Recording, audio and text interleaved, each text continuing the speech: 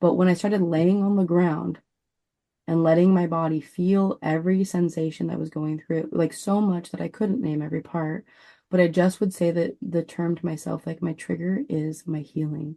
This like zooming sensation through my body and all the stuff is simply trying to open up the dense layers in my system that actually are trying to unveil.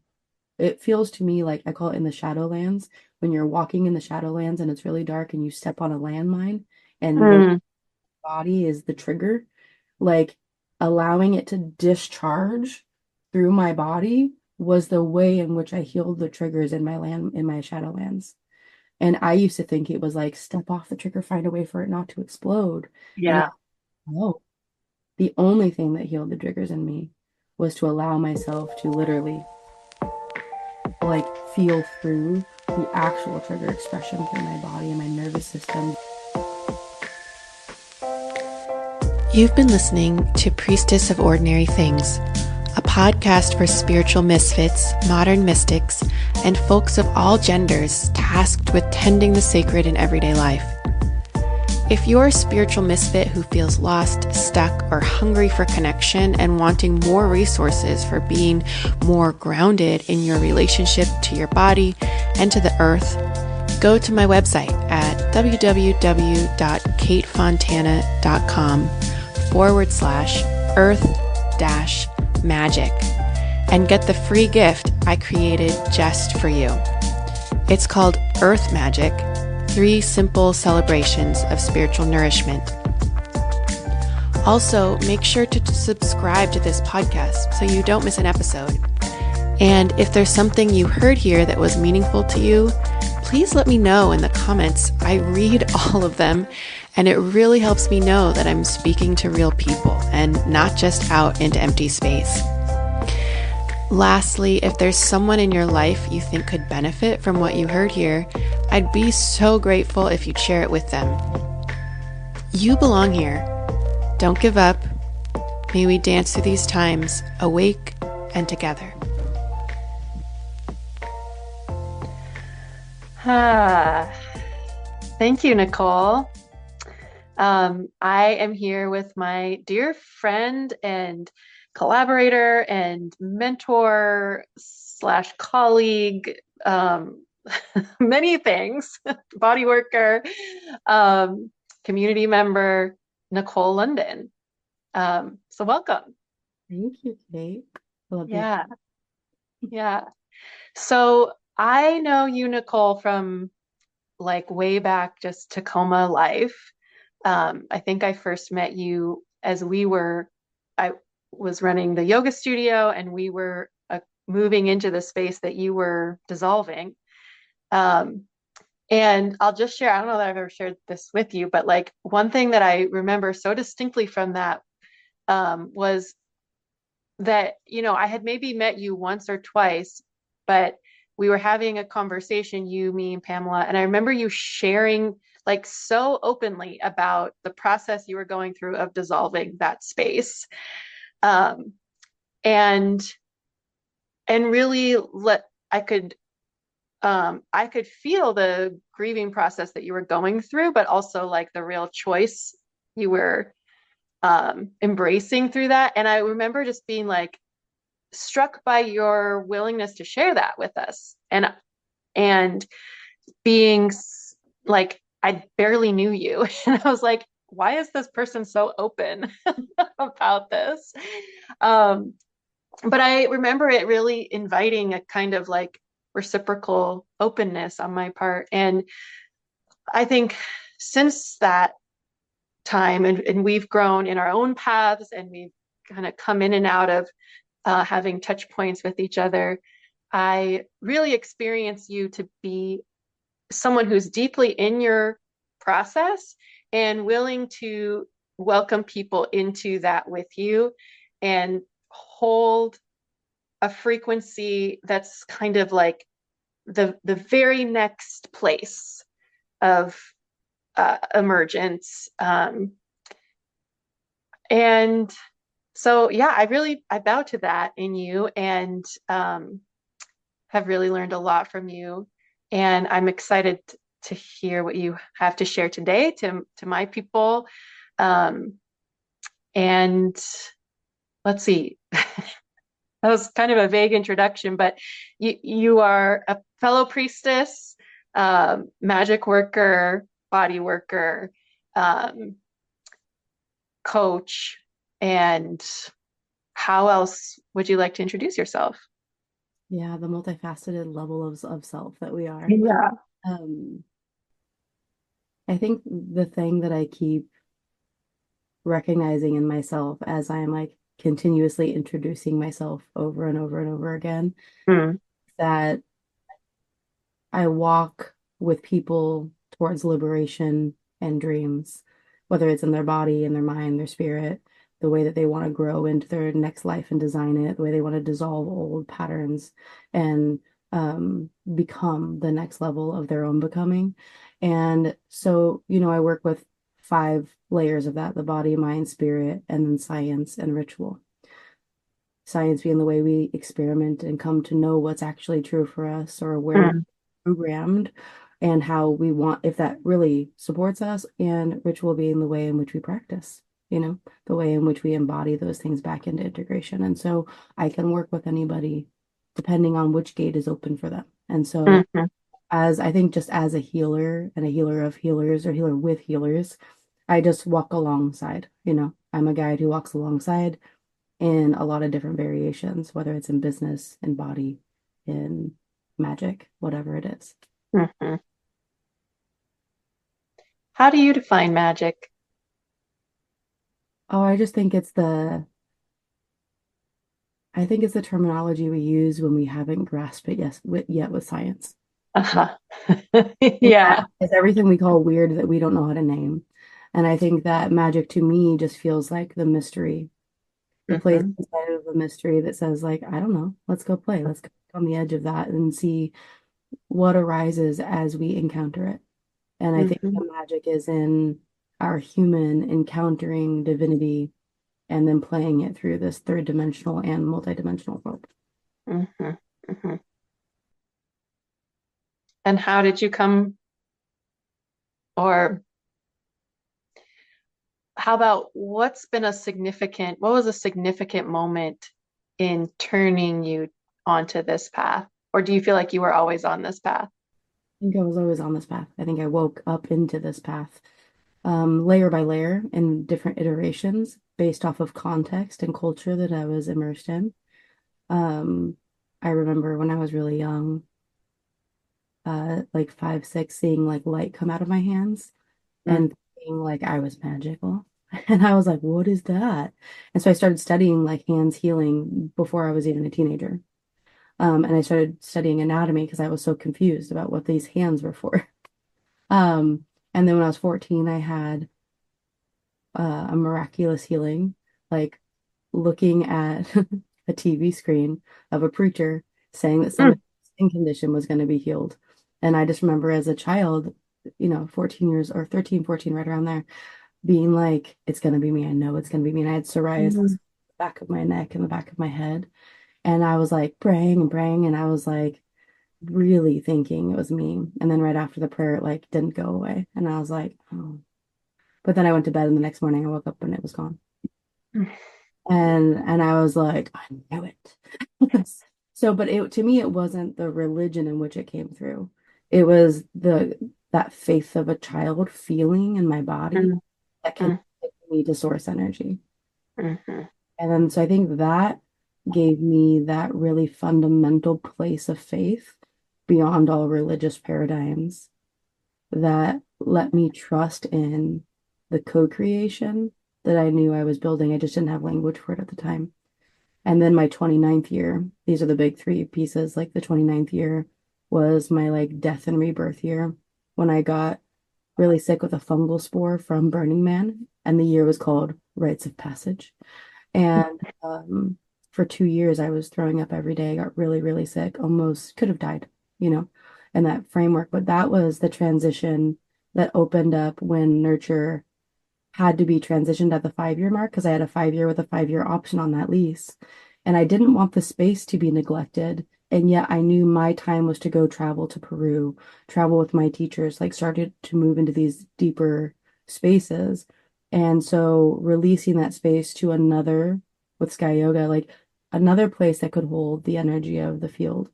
And so I knew that I was meant to go. And so that moment of that 2 years of what feels like to me now looking back as like a deep, deep, deep medicine journey purge over 2 years of Mhm. my system enough to purge out everything I was holding. I mean, not everything, but a lot. And Mhm. getting myself to the point of being a vessel that could listen deeper and then move with embodied wisdom in a brand new way. And so I think those 3 points were really, really pivotal, life-changing moments. Mhm. Mhm.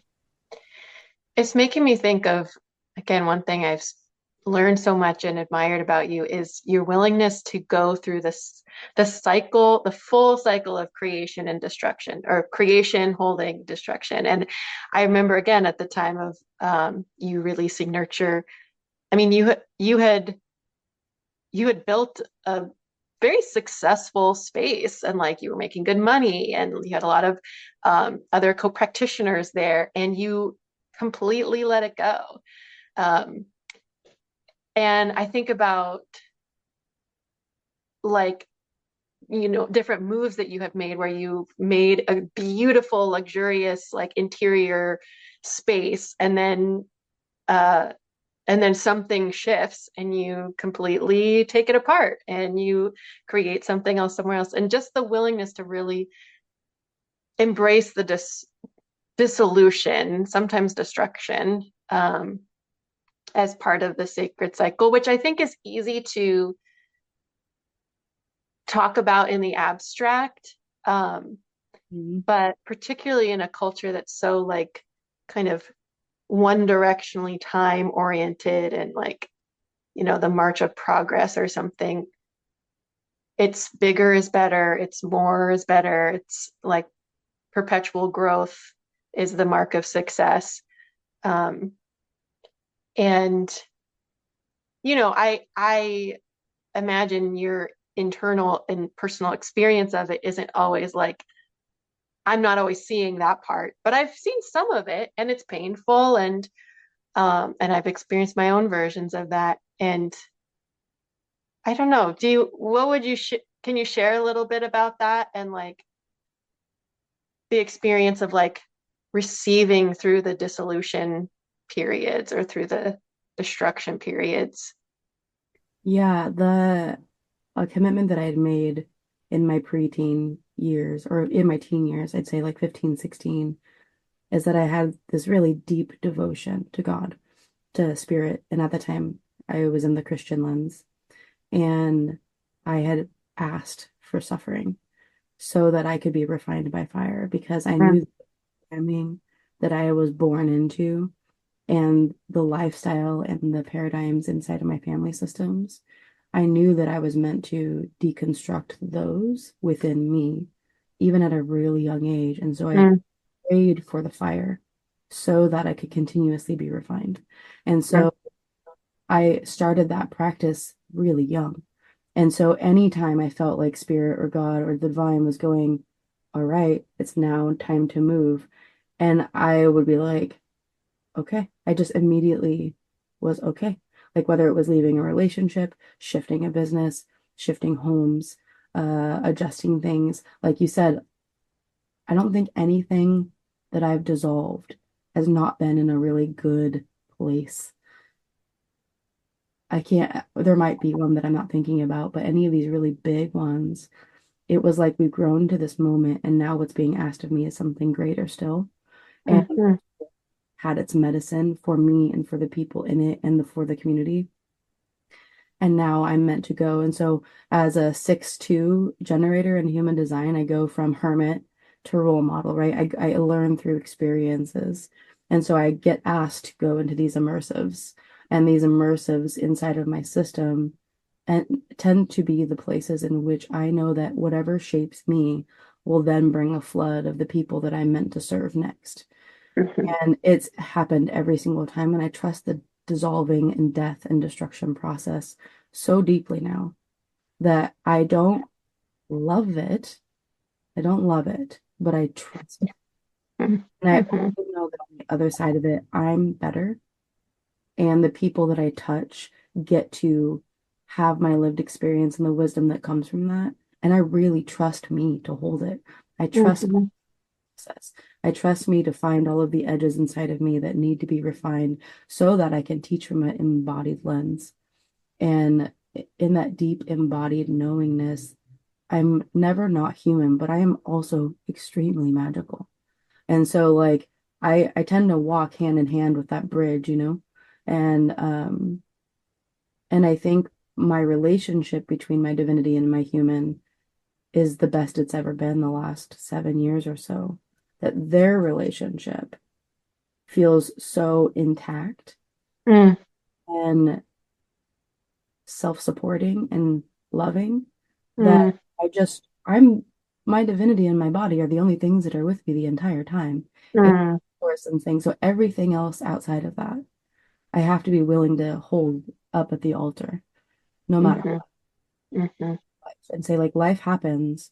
How do I maneuver with me in this part of my divinity and allowing my divinity to lead and then allow my human to have what she needs to have in her voice and in her body and her experience. And they've learned to be in a right relationship with each other in divine union. And so as Mm-hmm. I've learned to be in that, that's what's allowed me to know that the ever evolving part of my soul work can come through my body. My body can be prepared to walk it through. So Mm-hmm. that's what I know so far about it. Can you give any examples of like what is that? What's the practice of that for you? That relationship between your human and your divine, that those conversations, the push and pull or giving and receiving. I think when I noticed that it wasn't in right relationship was when I divorced my first husband, Danny. I remember there was a part of me that was never really available to receive the love that he had towards me because of the way in which I spoke to myself. Um, I had a really deep wound of not feeling good enough. And so I couldn't receive anything that was like not all the way. Like I can receive it in intellectually. And Mm-hmm. I got to witness what it felt like in my own body to learn and know how to start receiving my love with myself. So I could see the contrast post. Mm. It was like 2 years later I got to talk to him about it, but it was like this moment inside of me where I was like, wow, it's really difficult to love somebody who doesn't know how to receive. So in that moment, I realized that the spirit within me was consistently trying to open my human up to the experience of love of God, Spirit, the universe, Mother Nature. And because I had decided that my human was not good enough, I I realized that I actually had all of the control with that. Like I was like, wait a second. Mm. Like, this is so unnecessary. And I had had a friend say something to me about my body specifically that was so loving and so powerful. It kind of jostled my brain, you know? And I was like, oh, right, I could love me like that. I'm allowed to. And so I started doing the work of walking through every inch of my body's experience and shift the relationship that I had with it so that my divinity could bring in love in a way that was so much more full and free. And so I started with this anointing ritual where I started anointing, you've heard me talk about this before, but Mm-hmm. anointing myself from my toes, every centimeter of my body, with just deep adoration and care, and recognizing that like divinity comes into the human experience, and the human gets to be the expression of divinity through the human experience. And so Yeah. I was like, why wouldn't that be the most beautiful relationship I've ever had? And why wouldn't that be the priority for me? So that's what I started to do. I was like, if I'm going to be in right relationship with me, I need to have right relationship with this body, with the spirit, with the mind, and really start to bring in a healthy relationship of all of the aspects of self, all of my parts work, all of the pieces of me that said every part of me and my shadows. That's when I really dove into shadow work and recognized that shadow and ego really have a bad rap, like Mhm. I was like, shadow just means all the little parts of me I've tucked away in the corners that didn't get to have a voice, be heard, be seen, be loved. And so I started just pulling them out one by one. And I was like, get over here. And each one of them had its own timeline, had its own wounding, had its own trust to rebuild. And then the part of when I was looking at ego, I was like, oh, ego is just identity, the way we identify. And so ego to me has always felt like dressing myself in the morning. You know, Mhm. I feel Mhm. like something I can place on because we're so many pieces of ourselves. And so Yeah. inside of that context, I started recognizing just the multiplicity of selves within every single human being and how that is just divinity in expression through humanity. And all of us have that multiplicity. And so it started to feel less and less dense, like there was any one way to be, that actually it was my job to create and express and play and encounter the world with any of the parts of me that really needed to come forward and got to come forward. I started Mhm. and mending all of those things and being the one that I could trust more than anybody. And Mhm. then from there, I was able to receive through that divinity lens in a much more full way. Mhm. And so that's been my practice for what, like I think that's like that's been like 12 or 13 years since that moment, since my 29th year. Uh, Mhm. so this over a decade and a half of ceremonial work with those the psychological pieces and the metaphysical pieces, and the very practical human business world, and merging all of those into right relationship, even in the physical, has been a part of the entire complex model of what I call like energetic scaffolding. Like I'm creating this energetic scaffolding so that my divinity has space within my human body and my body has enough safety within it to open to it so that I Mhm. with myself in a way that says like no matter what, I got me and we're good. No matter what moves. So yeah. Yeah.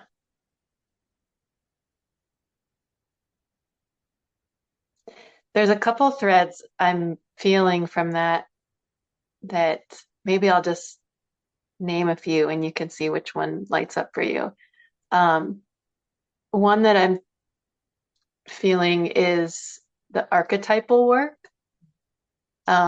which we've talked a lot about and played with together.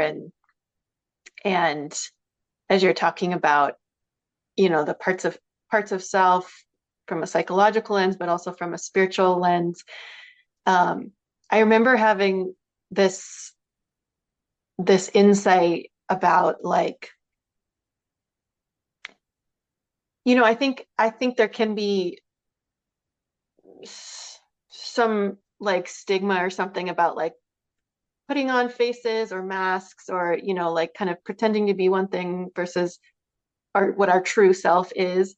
And I remember having the sense of like, or we could just be like shapeshifters, like it maybe it is a mask, and maybe it can be a game about that, like okay, I'm gonna just try on people pleasing for the day and see or like embrace the mask of that, like um the a version of myself that I don't really love, embrace the mask of that or the costume or the shape of that and try it out and know that I can adjust it, or in a more, I guess, empowered state, like take on the shape shift of there was a period of time where I've had series of depressive states over many years, and there was one time where I had this thought like, well, what would a happy person do right now? And there would have been times when that would have felt kind of bypassy, or just like if someone had said that to me, I would have been like, that is completely not helpful. But at the moment, it felt like an opportunity to kind of play archetypally, or just like, okay, I'm going to shapeshift into that for right now. And the thought that came to me in that moment was like, if a happy person would just look around and see things that they enjoyed about this exact moment. And I did that. And I actually felt this much better, in that moment.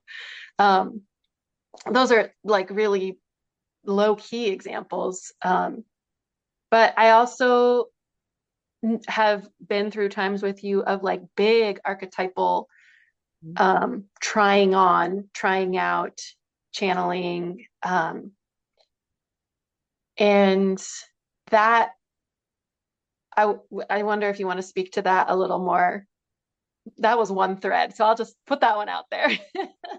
Well, I love the archetypal play because I don't know if I believe in the concept of the true one self. Hmm. Hmm.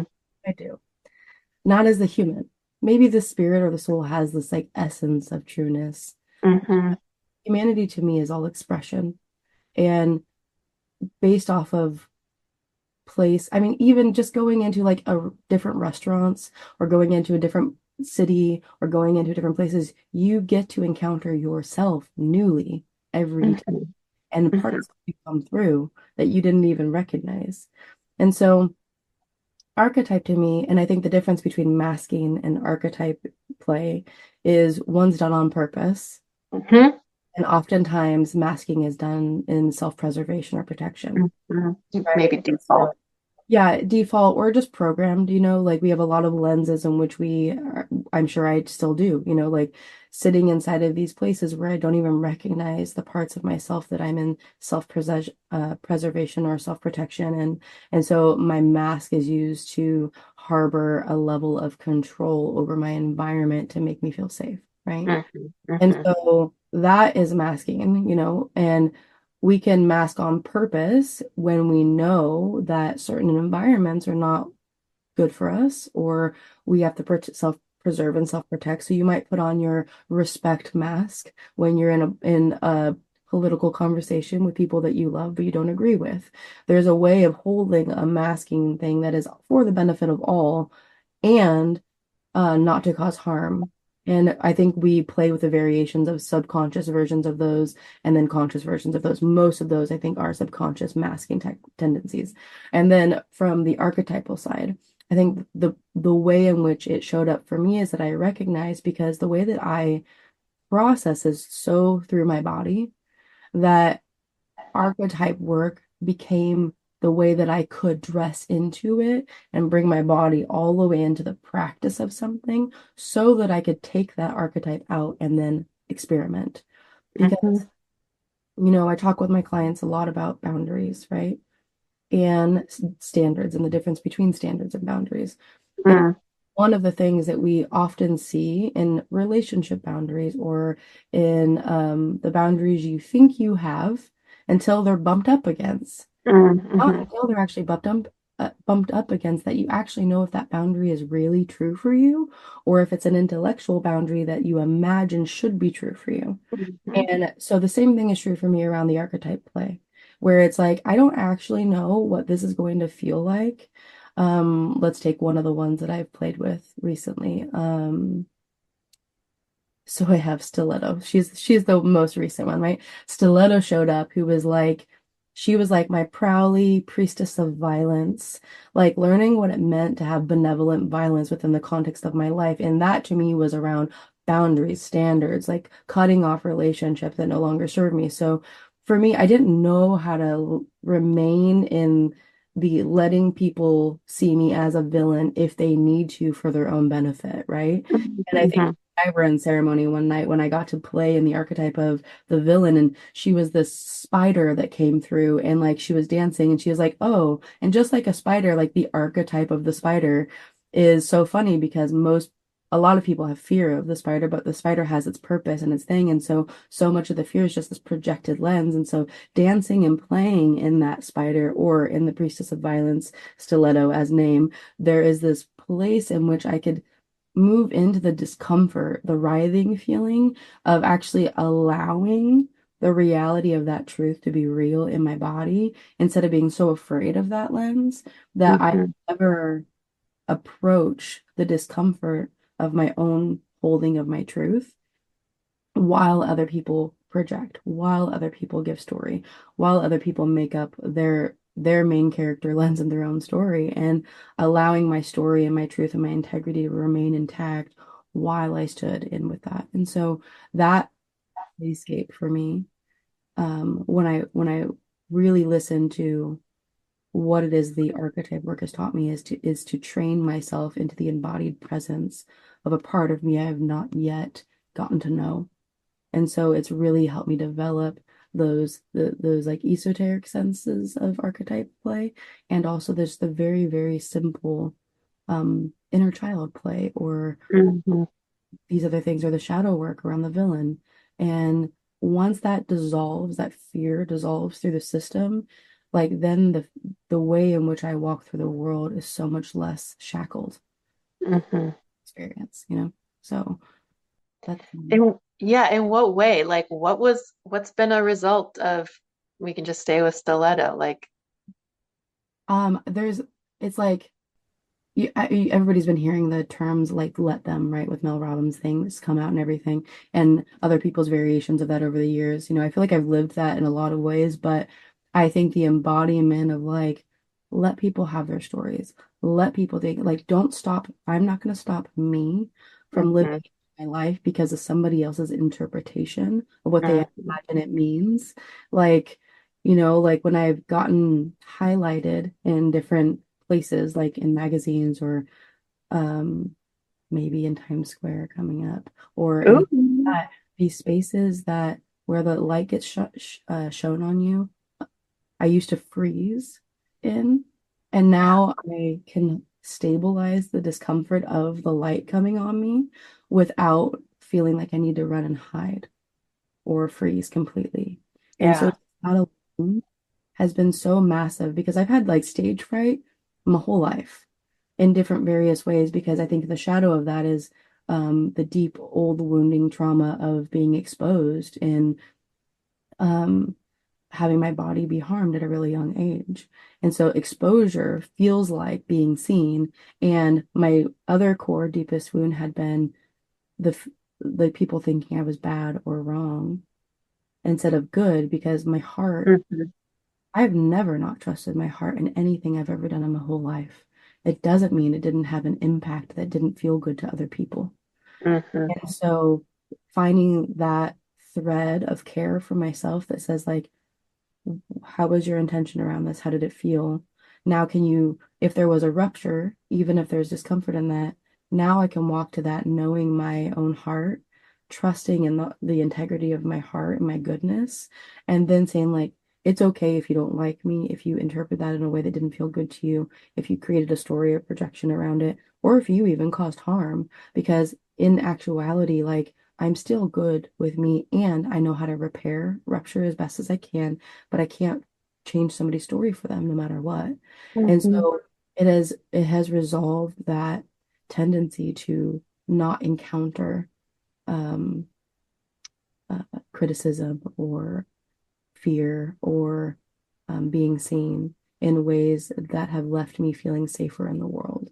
And so Mhm. that archetype of this villainess, you know, who gets to come and play, like she's like very stealth and can like really maneuver through the back alleys and all this other stuff, and then come and she has this like really precision pointed way of seeing and being and sharing truth. And truth is like her blade, you know. Mhm. And I know that I have a precision to cut through masking that feels dangerous to people, because Mhm. nobody can see straight to your soul, and all of the masks you thought you were putting up to protect you exist. Then every one of those will tell you that I'm the most dangerous thing that you've ever encountered. And I had to like own the fact that that's just true. Mhm. Like Mhm. I could find these little frequencies inside of somebody's voice, email, body, like things, and just be like, what's that? And they're like, Mhm. you can't see that I have 12 masks on. And I was like, well, what if I can? And then it's like, no, so Yeah, to their psyche and nervous system, you are the most dangerous thing. yeah. And Yeah. that helped me to feel what it felt like to be the most dangerous person in the room, Yeah. but in a way that's like because of love. Yeah. And that is such a strange paradox to hold. Something I'm hearing in that too is, and that we've talked about is, I guess, expanding capacity for holding fear, or really holding the sensation that we call fear, Mhm. right? And we've worked together and played together and talked a lot about void energy. And how so often like a fear is a story that gets put on the experience of unknowing Mhm. or of emptiness or of the dissolving. Um, even that piece of like of being seen through the masks. Um, there's a dissolving or rupturing of me as I know myself to be. Um, so maybe the question in there is like, how do you work with yourself or how do you work with people, your clients around, yeah, like building capacity for the sensation that we call fear or that we put stories upon. Yeah. I think fear is, like you said, it's an interesting thing that we name on sensation in the body, and then we compound it with story. And so Hmm. then we like create this pretty complex model of what it looks like, what fear is. Hmm. And what I do with my clients and myself is first, I just do sensation mapping in my body. So first I say like you're not experiencing fear, even though it might feel like fear. You're experiencing what? Like buzzing in your hands. You're feeling Hmm. Hmm. and in your chest. You're feeling fluttering in your stomach. You're feeling heat in your throat. And so as I start to map that and follow it and give space to the sensations arising, then I can say like the only thing that's happening is that energy is in motion in my body. And that's the only actual truth of what's happening. Hmm. Version to feel the sensations I will name as fear or anxiety or depression or anything. And then I will say, I can't feel that because it's too scary because I don't either have the capacity or the willingness to surrender into the sensation. Hmm. And so starting with like the noticing what you're noticing, mapping the sensations, recognizing that the sensations themselves are not dangerous. Right. Occasionally they can be like if you're in a full panic attack, it could be dangerous, right? So that's how you get to know it though. You get to know your body by like how is a sensation arriving in your body? And then from there we go into like, okay, so if the sensation just needs to move, what is your body asking you to do to start to activate the undulation of that through your system?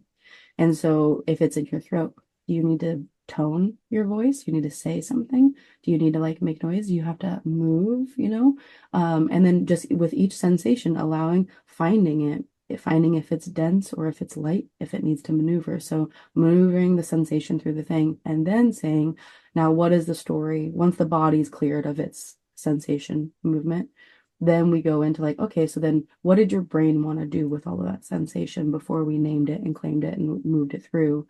And oftentimes the stories will then start to populate. And then from there, we start to deconstruct the storyline. And we're like, does that one feel good?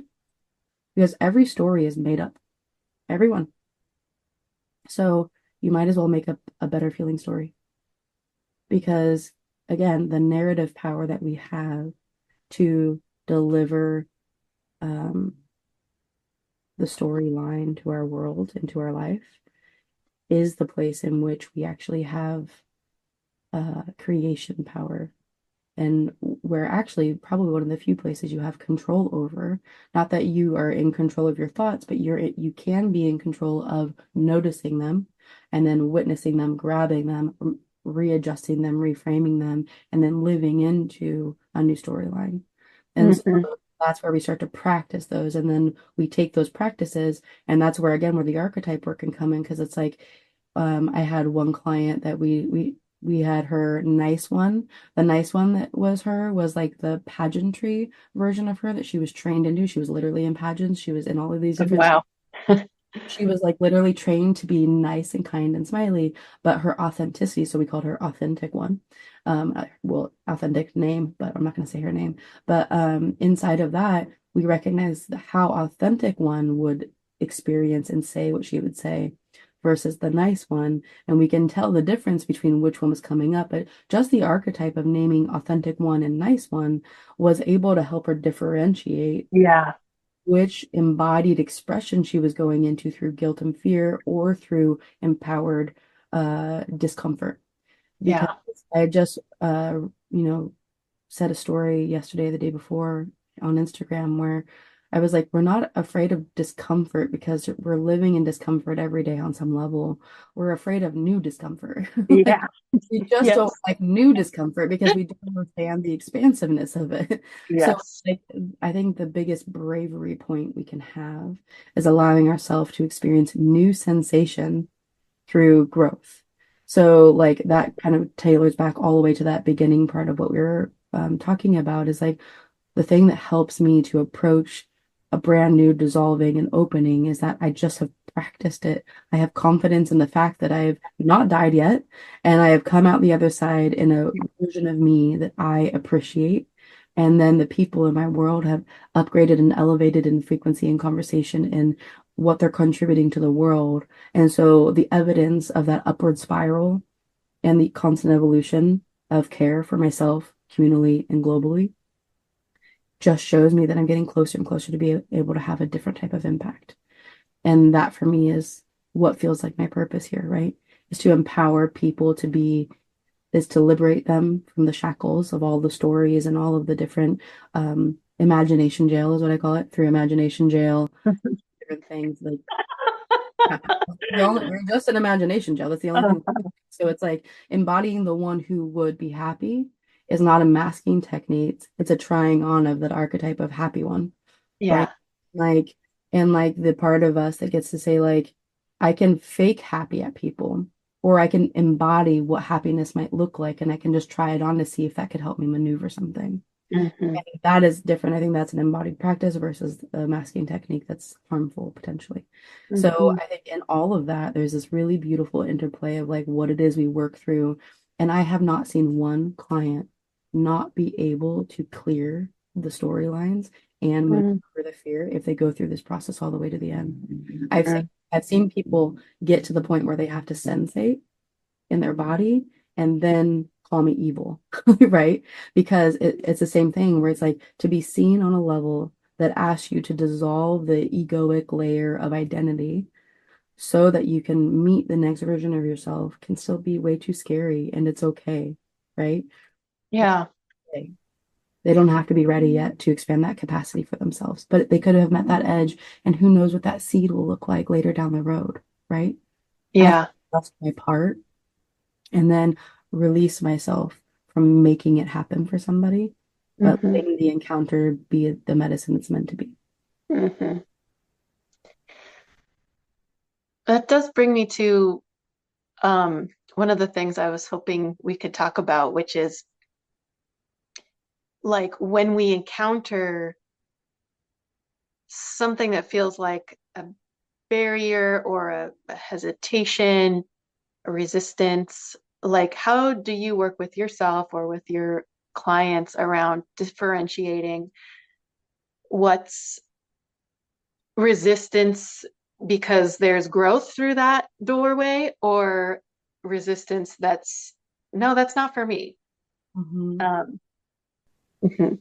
Yeah, this is like the hardest line we'll work with our whole life, I think, because I think every layer of edging into our new self has a layer of danger and has a layer of freedom kind of attached to it, right? So for me, when I am sitting in like, like growth really feels like fear. It feels like uh, discomfort. It feels like writhing. It feels like tantruming. It feels like people think that feeling feels or healing feels good. And it can get to good, but first you have to meet the edge of that dissolving nature. And so inside of my body, I let my system move through the sensating, just like I was saying. So when my body is triggered, like actually triggered through the full system reboot, or if it's just activated and finding that resistant edge, I allow myself to lean in to that resistance enough to say, like, is this movable on behalf of this practice. So I let myself lean in to see what and if there's availability for movement. Mm-hmm. If there is, and some of these have lasted like 4 straight days of like full trigger through my system. And I used to be afraid of that so much because I couldn't find the emergency button shut off inside of myself Mm-hmm. because Mm-hmm. of long-term CPTSD and a bunch of other things. But when I started laying on the ground and letting my body feel every sensation that was going through it, like so much that I couldn't name every part. But I just would say that the term to myself, like my trigger is my healing. This like zooming sensation through my body and all the stuff is simply trying to open up the dense layers in my system that actually are trying to unveil. It feels to me like I call it in the Shadowlands, when you're walking in the Shadowlands and it's really dark and you step on a landmine and the Mm. body is the trigger, like allowing it to discharge through my body was the way in which I healed the triggers in my Shadowlands. And I used to think it was like step off the trigger, find a way for it not to explode. And Yeah. no, the only thing that healed the triggers in me was to allow myself to literally like feel through the actual trigger expression through my body, and my nervous system then could, because basically it was like a feeling that I'd shoved so deep inside that was not yet ready to be felt. And then I allowed myself to feel the intensity of why I would not think and why I used to contain it because I thought that I would explode over people. Mm-hmm. And in reality is if I gave myself enough space to feel the thing all the way through, like I said, sometimes these would take 4 days of me laying on the floor, just letting it go over me. Like this is not soft work. Mm-hmm. Very rare that somebody wants to be in that level of discomfort for that long. And so for that is one lens of like how I helped my nervous system and my body to actually build capacity was by actually feeling all of the triggers that landed within me, not at people. I call that tea kettling. We're not going to tea kettle onto people. But if you notice, we're allowed to grab it and contain it until you're in a place to walk yourself through or with a guide. Because I work people, and so with my clients, what I do is they can do that with me. So I can help them get big. I can help them get mad. I can help them get sad. I can help them like egg them on to access the rage or access all the things that feel like you need a whole forest to be able to like be in or be under Mm-hmm. super full moon so that you can unleash it. Because if you were to unleash it in your real life, it feels like you will harm yourself or other people. And Yeah. that is fear. And almost all fears lead to like, well, then I'll die, right? Like if I do this, I'm gonna die, or people around me will. And so creating spaces and containers of safety to be able to slough off so that we either don't tea kettle at people or that we can start to undulate those through through activations, through triggers, through discomfort, through even just like the gentle you know, inner screaming that we could do every day if we wanted to just the energy of the collective right now, right? Right. And the other piece that I walk people through is for myself and others, slow medicine, slow ceremonial work, and then fast medicine, plant medicine work. And I prefer slow medicine more consistently because it teaches you the pathway to get there and to be able to do it over and over again. And then I love plant medicine for its activation to the deep, fast portals to be able to activate it. But plant medicine, I believe, without proper integration support work afterwards can be very damaging and detrimental. And I've seen it be damaging and detrimental or very like all of a sudden spiritual ego takes over, right? Because you feel Mm-hmm. you've touched God essence. And Mm-hmm. so inside of all of that, I feel like there's a responsibility to hold ourselves all the way through something. And so a lot of the reason why I do such long-term containers with people, some of these women that I've been working with are like 8 years in, 12 years in. It's not like a slow process. It's a life becoming, right? It's Yeah. unbecoming. Coming consistently and allowing yourself to walk with people along the way who can say, like, I see you. I can see the part that you're in right now. This part might take you a year to properly renegotiate with and learn how to integrate them into the system and to trust that they're available. One of my girls, she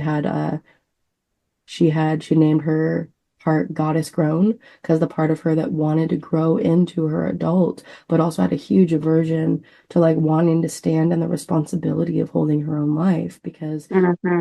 scary, right? So her archetypal play was this goddess grown, like the part of her that was soft and yet could do the things like tending to herself and her home and her business and her clients and different pieces. And all of those places were places to practice and integrate that embodied experience of self into the world. And I think every single person's is so individual. And I think we do a lot of short-term things, which can happen. And this long-term deep work is just my heart, it's the heart of life. And I love that. Yeah. What what's the space that you find yourself in now? Like, what's the edge you're walking? What's the lesson you're learning, or that you find folks coming to you, or kind of, I often find like once we're tuned into one thing, that's that there's like a ripple through that particular energy field, and you're like, it pops up in everyone. Um, what's alive present for you right now? There's two pieces that are very alive right now. There's this archetype of the Elysian woman, which I, birthed this manifesto in, this coursework that's coming through, but it's me as the embodiment of this woman who is in a place of sovereignty and self-mastery, and not in like end goal self-mastery, but like in a constant evolving self-mastery. The willingness and the choice to be that devoted to your own experience. And also in this edge play of new location, new temple work, new spaces. And so the physical is going through this. I think last time I talked to you, we even talked about this, where I felt like I was Alice in Wonderland growing too big for a house. And like the house is starting to bust at the seams, and like our physical location is busting, right? And like it's busting. The walls are breaking, the plumbing's going out. Like it physically manifests so real for me. Okay. Yeah. And like it's like, oh, it's like legitimate. I was like, stop saying you're Alice in Wonderland breaking the house, because it's breaking. And but in that there's all these things that are happening where the home space and the temple space are unattaching from each other. And they're going to be landing in different locations. And so we're in negotiations with this new space. But in me and in my clients right now, everyone is on a precipice of a brand new life, like a brand new horizon, a brand new experience of being able to hold this collective, the bilocation of empathy and the pain body of the collective right now, and complete creation and building of what some people are calling new earth, and some people are calling a new paradigm, and some people are calling creation energy. And inside of that dual nature, it's like I think that's growing the capacity for us to build and hold the pain body as we're walking an experience of being Mhm. on this planet and feeling the earth and her pain and her witnessing of us as well. And the mountains are calling, and all of these cosmic energies are coming through.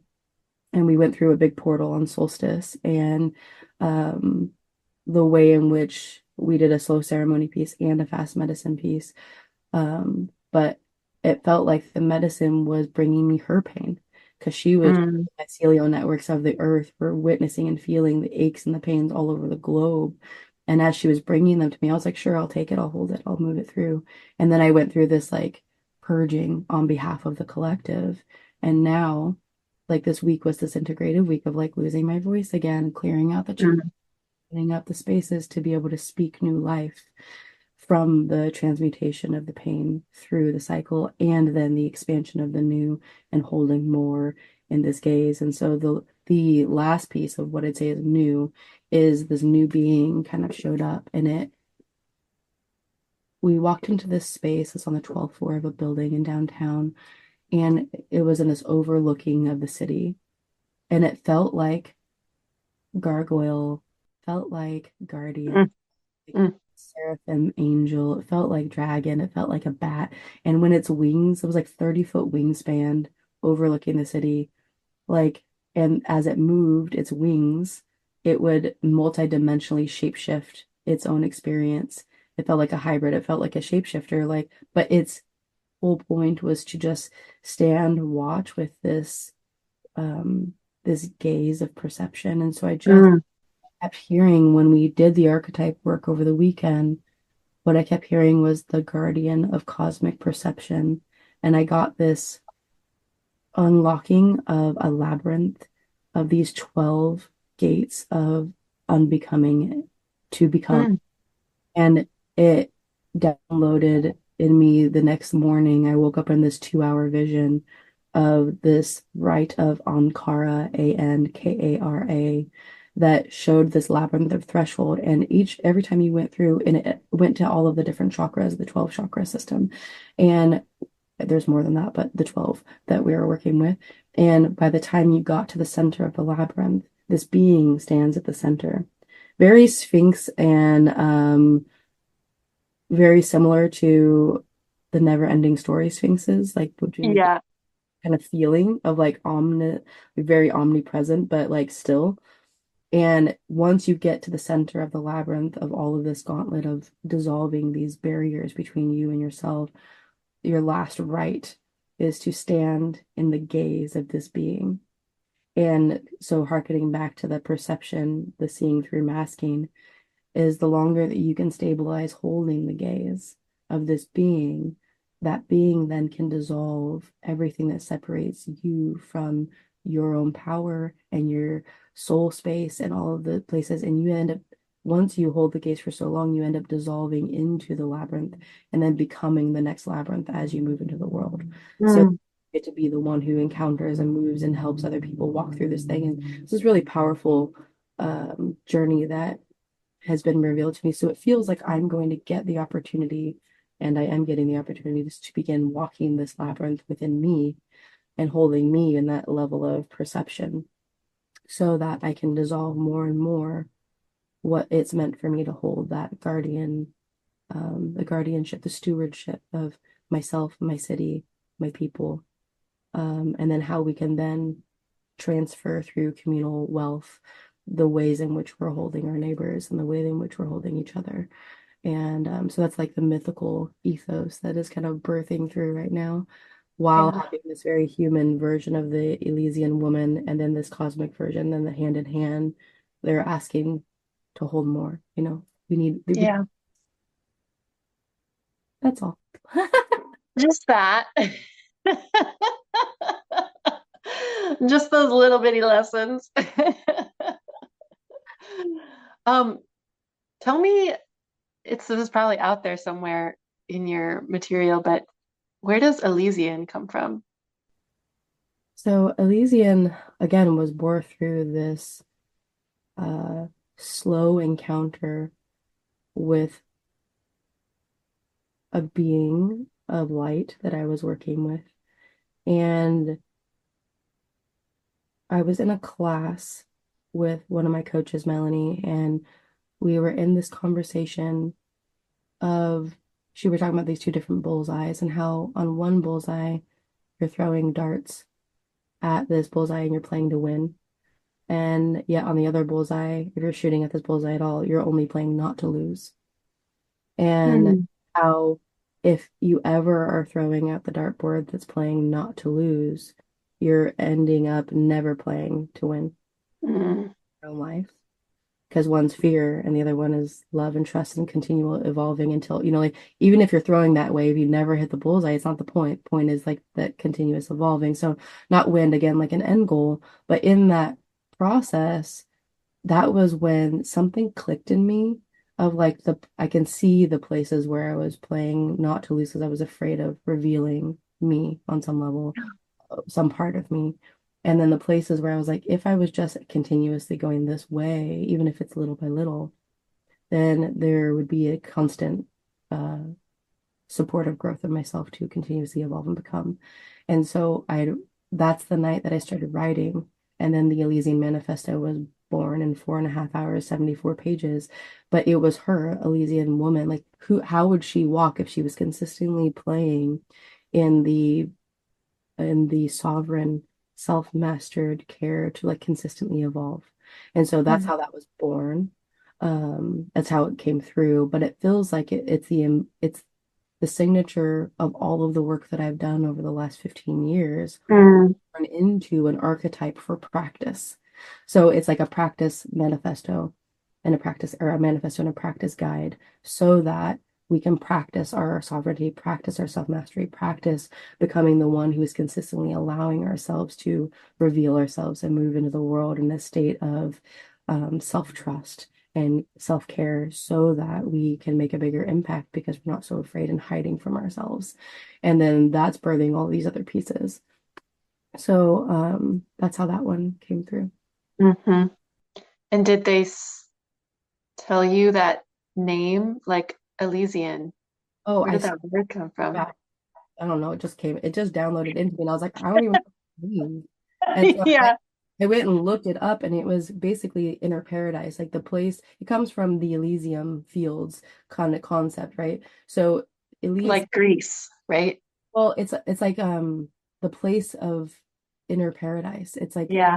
Okay. utopia kind of a thing. And so, but for me, what it felt like is Elysian stood for the place of such deep, centered inner peace and inner holding of that presence, like full embodied presence within my body, that as I walk, I feel like the eye of the storm, no matter what. Mm-hmm. Elysian is that place of that inner paradise within me as I move through the world. And it makes me feel a little bit like, I don't know if you've ever seen Fern Gully, but after she gets eaten by Hexus and she gets thrown into the tree and she actually dies to herself, when she comes out, she has this like softness to her that's different. And then she has a trail of flowers leaving behind her. It's Mm-hmm. it's just her presence that actually opens the availability for growth. And Yeah. so presence and this guardian of perception is all to do with presence, connection, the gaze of that. And so Elysian is the embodied practice of walking as that in the world. Yeah. So Yeah. It's reminding me of, I hope this isn't too trite an example, but I saw Beyonce in concert 2 years ago when she was never here. try it with Beyonce. And it was truly a spiritual experience. For those who weren't there, like I also I hadn't planned to go. My sister ended up having like couldn't go and gave me her ticket. So I just was like get going pretty casually, but she comes out like her very first piece, her very first couple of numbers. It was just her and maybe like the piano or something, but she comes out in this like kind of Miss of Avalon bejeweled robe, and it's just her, and she stands with a mic, and it's like kind of all of her, she's saying a couple of her kind of like ballady love songs, and it just felt like so, there was just this poise and like a holding, like there's like there's so many people in this stadium with, and there, when you talk about like the willingness to keep expanding to be seen, like the magnitude of the gaze of thousands of people upon you, the Mhm. gaze and the expectation, and I even think the adoration of Mhm. others is terrifying, like the appreciation, like you were talking about being able to receive the love from Danny, and I just really was so like enthralled by the presence um of the queen. It was the queen, the goddess, like where just you could see her at times like just give a glance in one direction and this part of the crowd would go crazy, and just like the the um really the archetypal holding of goddess who is able to receive so much and reflect it and return it back exponentially. Yeah, and we have to be willing to hold it enough to let it go through us so that it could go back. It's the state of sacred reciprocity. And that, I think, like you said, is one of the most terrifying feelings. But imagine like being in that space and knowing the ownership of the holding of your body, and then being able to say, like, here I am. And then from there, you like whisper this incantation of a song, and like Yeah. people glance this way and they're like, and Yeah. and then from there, you just get to hold the container of the entire room and then conduct the energy of the space. And like that is, what I'm calling the Elysian woman. But even through this archetypal practice, like the very first thing I say is like, you can try on this name. but also there might be one within you that wants to birth through. So like play with this unless yours becomes, like becomes the one that wants to hold it. And Yeah. part of that is like the same as Beyonce or Taylor or Billie Eilish, like these places that are like they've learned to hold the presence of the gaze and the perception and the discomfort in their system to be able to take that, transmute it, and bring it into song or into voice or into presence. And with that comes the amount of haters you get with the same thing. Totally. Yep. So it's like you're expanding your capacity to be seen, to be harmed, to be, the whole thing. And so every part of it has a layer of risk and a layer of Mhm. beauty and a layer of conducting the magic of the human experience through form, right? Mhm. Mhm. Yeah, and will confront us with whatever the whatever our deep wound is around that, like fear of Mhm. rejection, fear of not being liked, fear of um, being absorbed or inhaled by the coming at me kind of um, as soon as you start to glow, people will come towards you. And it's Magnetism has the opportunity to do equal things, right? To draw towards or to repel from. And I think that pedestalizing and villainizing are the same coin. And I yeah. think that it's when somebody else outsources their power to pedestalizing or outsources their power to villainizing. It's the same separation of them engaging their power within their own body and saying like that's too uncomfortable. I'm going to give it back to you. So I think that's just what it is. It's what I've been really playing with right now, working with people, is that both of those energies, Hmm. same thing. Mm. How do you see it? Well, I want to honor our time. Um, how are you feeling about time? I have another meeting coming up soon. Yeah, Couple of 10 minutes. let's pause here then. This always happens where we get an hour and something in, and there could be 2 more hours. But let's pause Fine. here, and I'll just offer like or invite. Is there anything else that you want people to know? Either things coming up, offerings you want to share about, or just like, is there something from our conversation that feels left unsaid that you want to underscore, highlight? Now, I think for all of the listeners, the thing that I would want to ask of you is actually not a for me thing. It's a for you thing. Like, where, one, are you noticing in your own life places where you're outsourcing your own sense of sovereignty and your own sense of power? Right now, there's such a beautiful landscape for us to be able to do that in all the different ways. So we're all getting the opportunity in the medicine to notice what we're noticing around where we're giving our mind, our stories, our practices, our embodiment, and that what I have found to be the most important tool right now is the act of creation. Because when you are in creation, you are not locked into victimhood or persecutor or rescuer, but you can be the creator of the one that can bring forward what's necessary to support the acts that you want in the world right now. And so if we can find our power individually and then link arms collectively, we can build Mhm. a web of care that actually is an empowered web of care. And so finding the places to either donate to, connect to your neighbors around, but it starts from within you. If it's that you can only donate to a place that holds something for you, or if you notice that the power within you is feeling depleted, like how do you care for yourself enough to bring your energy levels back up? How do you notice your neighbors and what they are having come up and start to ask those questions of like, how are we self-sourcing? And if we are self-sourcing, we're potentially depleting really deeply as well. So learning how to source from earth and from source and from connection to each other, um, like noticing those places. Like the work that I'm building with the Elysian woman and stuff will be available. It's in its process of moving through. The manifesto right now is free. I did an audio recording. So if anybody wants that, they can DM me as if they want to practice just feeling in the cadence of this. But my ask of even that is just to feel into where is your sovereignty and where is your creator within? And then how do we connect that to the creator within all of us and with source energy so that we can link right now in times, in the times that we're in. And so more than anything, that's what I want for the listeners and what I want for us, locally and globally. So Yeah. That feels really powerful in a period where, you know, the tool and the lie of empire is that we are powerless, that quote unquote they have the power.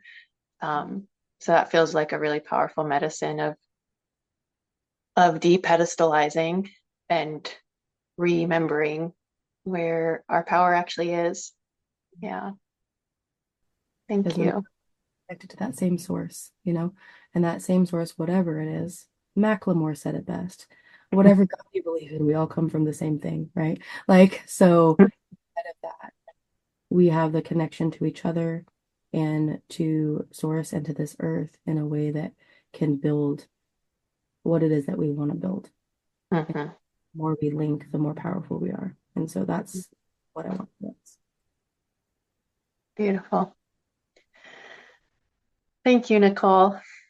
I love being with you, Kate, always. Thank you. Me too. This was so rich, and I'm excited to share this. And thank you so much for this time and for all you do in our world and who you are. Thanks a lot. Hello and welcome to Priestess of Ordinary Things, a podcast for spiritual misfits, modern mystics, and folks of all genders tasked with tending the sacred within everyday life. My name is Kate Fontana. I'm a psychic, a pagan priestess with Christian vibes, and mentor to the spiritual fringe. I help spiritual misfits like you connect in down-to-earth ways to your innate resilient center, and to nurture reluctant leaders on their sacred priestess path. Welcome.